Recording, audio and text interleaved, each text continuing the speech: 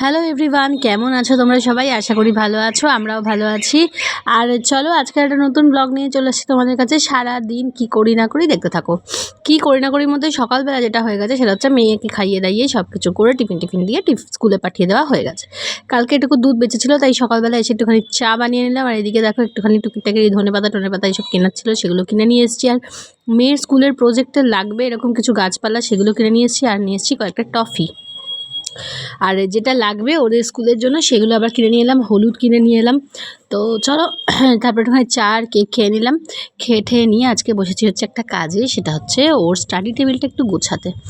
এই এত বই পড়ে আছে, স্টোরি বুক, অ্যাক্টিভিটি বুক, কোনোটাই আমার মেয়ের করার আর সময় হয় না। পড়ার এত প্রেশার, এই বইগুলো পড়েই আছে। দেখো কত পুরনো বাংলা বই যে কত ছিঁড়েছে আমার সোনামা। এইটা সোনামার খুব ফেভারিট একটা বই, ওর মিস ওকে বার্থডেতে গিফট করেছিল। এটা হচ্ছে ল্যাপটপ। সোনামা ছোটোবেলায় নিয়ে খেলতো, এখন রিয়েল ল্যাপটপ চালাতে শিখে গিয়ে আর এটা পড়ে গেছে পেছনে। তো এখানে এত স্টোরি বুক, এই দেখো ছোটো ছোটো এই স্টোরি বুকগুলো পড়তে খুব ভালোবাসতো। এই সবগুলো গোছালাম, কিছু শর্ট আউট করলাম, এত বইপত্র কিছু ফেলে দিলাম। ফেলে না মানে সরিয়ে রাখলাম আর কি, ওগুলো নিয়ে খেলবেও। আর এখানে আমি রেডি হয়ে ব্লগের জন্য বসে পড়লাম। ব্লগ না, সরি, ফেসবুক লাইভ টাইভ হয়ে গেল। তারপরে প্রচণ্ড খিদে পেয়ে গেছে, এখন 1:10 হয়ে গেছে। সেই সকালবেলা চা আর কেক খেয়েছিলাম, তারপরে প্রচণ্ড খিদে পেয়ে গেছে। তো চলো কি খাই দেখি। ভাতটা গরম করে নিয়েছি। এই সময়টা একা একা খেতে এত বিরক্ত লাগে না যে কি বলবো। কালকে হাঁসের ডিমের একটা কষা ছিল, আজকে আর মাছ খেলাম না, তাই জন্য ওটা পড়ে রইল। আর কালকে একটু শাক আমি ইচ্ছে করেই বাঁচিয়ে রেখেছিলাম আজকে খাবো বলে। শাকটা এত ভালো হয়েছিল, সেই সঙ্গে একটু চাটনি।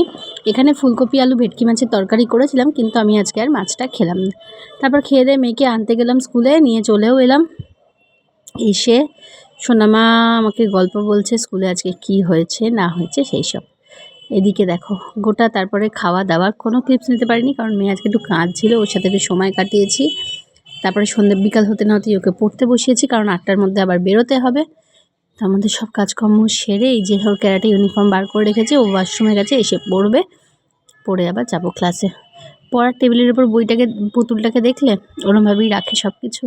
এসে এখানে ক্লাসে চলে এসছে, এনজয় করছে, প্রচণ্ড মজা করে, ওর সাথে সাথে আমিও করি। তারপরে বাড়িতে ফিরলাম, ফিরে আজকে রুটি একটু কিনে নিয়ে এসেছিলাম, কারণ সন্ধ্যাবেলা আটা মেখে যেতে পারিনি, মেয়েকে একটু পড়াচ্ছিলাম। মিষ্টি ছিল, মিষ্টি, আর এটা করেছিলাম হচ্ছে ডিমের তেলানি। দেখে না, এটা দারুণ খেতে হয়েছিল। তার সাথে ছিল ডিম পোচ মেয়ের। এইসব দিয়ে আমরা ডিনার সারলাম। আজকে ব্লগটা শেষ করছি। তোমাদের হয়তো অনেকেরই মনে হয় যে তোমার ব্লগে ইন্টারেস্টিং কিছু নেই। বিশ্বাস করো, মেয়েকে নিয়েই ম্যাক্সিমাম টাইম আমার কাটে। ইন্টারেস্টিং পার্ট বলতে মাঝে মাঝে আমার বেড়াতে যাওয়া। তাই ভালো খারাপ সব মিশিয়ে আমার ব্লগ রইল তোমাদের জন্য।